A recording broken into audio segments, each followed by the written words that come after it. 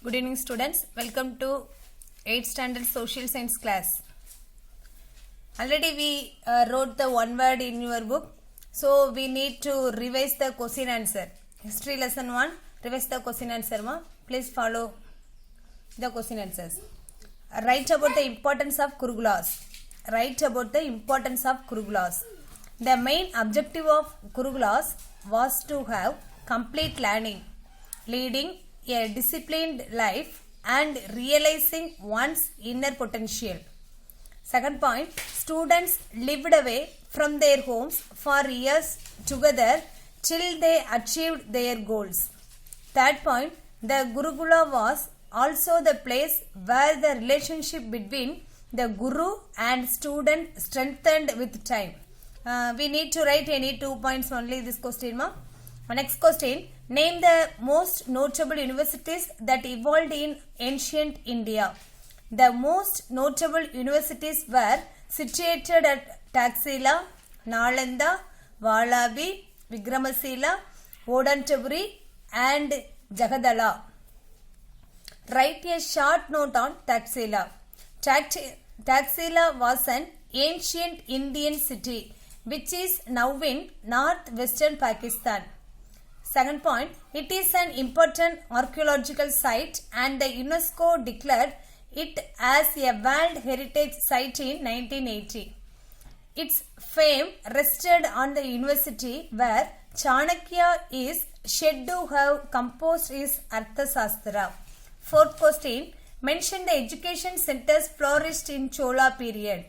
First point, Raja Sadurvedi Mangalam was the famous seat of a Vedic college. Second one, at Tirumbuvanai, Vedic college flourished. Third one, the Thiruvidaikkaalai inscription mentions a library. Fourth one, Thiruvadurai inscription of Vijaya Veera Vajendra refers to a medical school. Mention the education centers flourished in Chola period. Again, I read more. Rajaraja Sadurvedi Mangalam was the famous seat of a Vedic college. Second point, at Tirubhuvanai, Vedic college flourished. Third point, the Thiruvidaikkaalai inscription mentions a library. And fourth one, Thiruvadurai inscription of Veera Vajendra refers to a medical school. Next one, fifth question. Expand SSA and RM essay. Expand SSA and RM essay. SSA means Sarva Siksha Abhiyan. Sarva Siksha Abhiyan.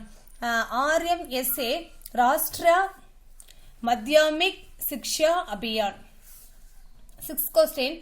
What do you know about RTE?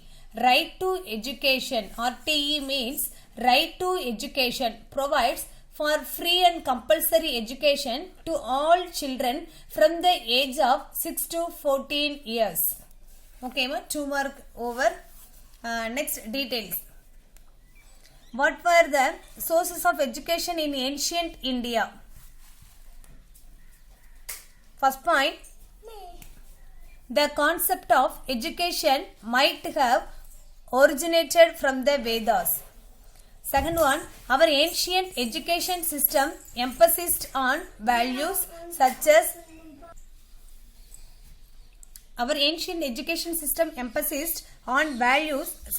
humility, truthfulness, discipline, self-reliance and respect for all creations. Third point, the writings of Panini, Aryabhatta, Katyayana and Patanjali and the medical treatise of Saraka and Shushruta were also some of the sources of learning.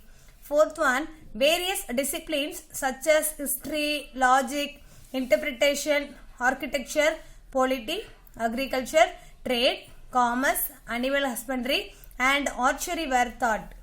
Fifth one, physical education too was an important curricular area and peoples participated in games and recreational activities. Sixth point, the gurus and their students worked conscientiously together to become proficient in all aspects of learning.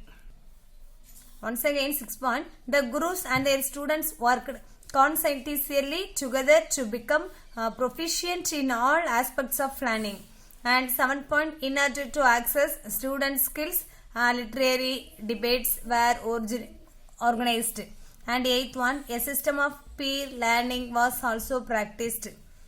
Already we studied in the unit 1 history lesson 1. So we need to write any 5 points.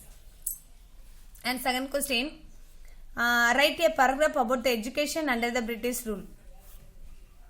History of education in British rule can be divided into 4 periods.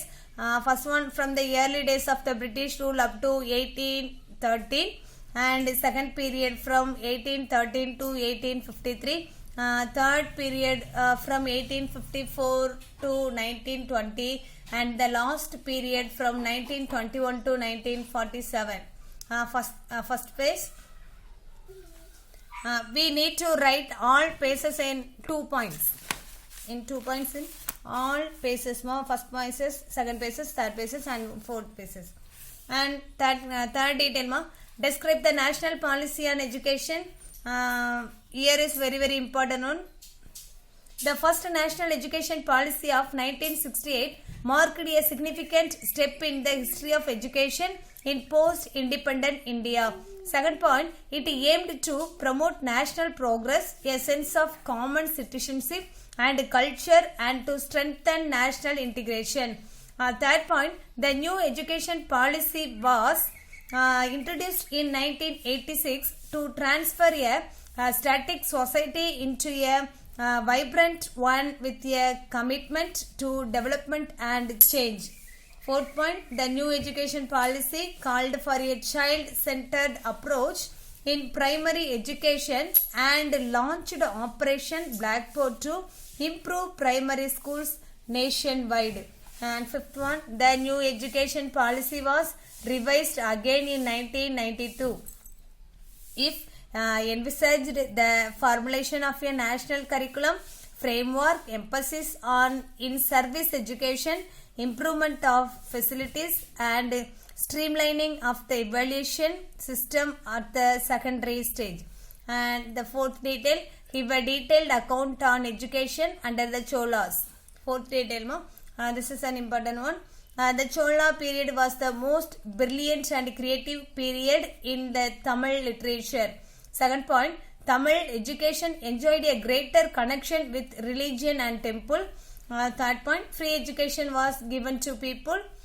Fourth point, the curriculum and syllabi means syllabus, and had a theoretical background. Fifth one, Rajaraja Sadurvedi Mangalam was the famous seat of Vedic College. And sixth one, at Tirubhuvane Vedic College flourished. Seventh one, at Tiruvide College inscription mentions a library. Last one, Tiruvadure inscription of Vijaya Rajavindra. Veer Rajendra refers to a medical school. Already we studied in 2 mark these 4 points, last 4 points. So we need to write carefully. Last Hearts question. How does the flagship program of SSA achieve universal elementary education? The first point, the Sarva Shiksha Abhiyan is the Government of India's flagship program that was launched in 2002 and 2001 to achieve universal elementary education. And second one, SSA is now the primary vehicle for implementing the provisions of the Right of Children to Free and Compulsory Education Act 2009. Third one, Right to Education, this is RT, provides for free and compulsory education to all the children from the age of 16 to 14 years. And fourth one, the SSA initiates a variety of innovation and activities related to schools. Last point, some important activities include providing the midday meals and stipends for students, the setting up of school management committees, and provision of teaching learning materials of classrooms. Okay, ma, history lesson is over. Thank you.